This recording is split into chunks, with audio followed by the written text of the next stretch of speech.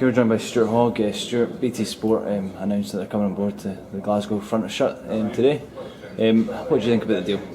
It's absolutely brilliant. To have such a high brand as sponsoring us, that's a fantastic feeling, and it's going to look good in the front of the shirt. We've just announced the 4-year deal with BT Sport today. Tell us how important that is for the organisation. It's a landmark sponsorship deal for Scottish Rugby and two pro teams, and to have a deal such as this with a global leader is fantastic news for us. You talk about that global leader, that's huge significance, this sponsorship deal. How do you see that sponsorship affecting the two pro teams in positive ways? I think it's first and foremost it's a vote of confidence in the strategy of investing in the pro teams. I think it's a vote of confidence in the pro teams themselves from BT. They see them as a conduit to build their brand of BT Sport, and I think from our point of view it's going to help us market the two pro teams and also be able to attract players and fans alike.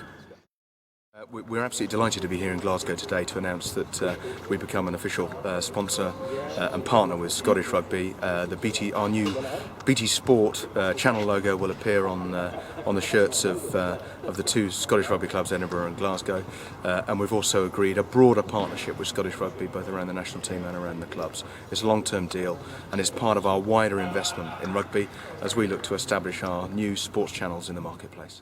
It's always nice coming into a new season with a little bit of a change. We've obviously got the Macron who've come in and supplying our kit now, and to get BT in the front of it will show that we're going in the right direction. It was a conscious decision that we took to not have a sponsor in the front of Glasgow last year, because we wanted to wait for the right partner to come up, and we knew that the Edinburgh shirt was going to become available to the market this coming season. So we took to the market Glasgow and Edinburgh at the same time as an opportunity for a blue chip company to get involved with, and we're thrilled we've managed to secure BT Group, a fantastically large company with great investment behind them, and a company that will really help us develop the brand of Glasgow Warriors and Edinburgh Rugby even further. So it's exciting times for Scottish Rugby, and it's exciting times, we think, for both those professional clubs. And finally, you talked about bringing that sponsorship to life. What at these early stages do you see that the activation will look like? Well, one of the many things that BT are fabulous at are promotion, and so we'll expect to see that Glasgow and Edinburgh are promoted to their audience of BT customers across the whole of the UK, and particularly in Scotland, and particularly across the central belt in Scotland. So access to their database, access to their marketing expertise can be extremely helpful. Another thing we'll look at is Wi-Fi for the stadiums here at Scotstoun and at Murrayfield.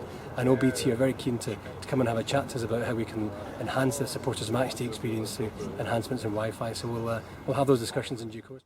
We serve the whole country from the top of Shetland down to the borders.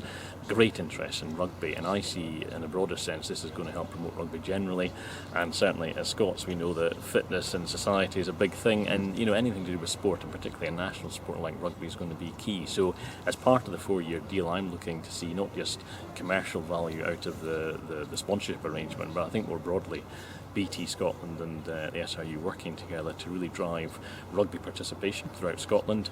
I hope that many of my colleagues, employees who, we do big volunteering programmes in the company, and including rugby already, obviously, by nature of things, I want to see that grow. So I think it's just about strengthening that relationship, not just with the two pro teams, but really just growing Scottish rugby as a whole.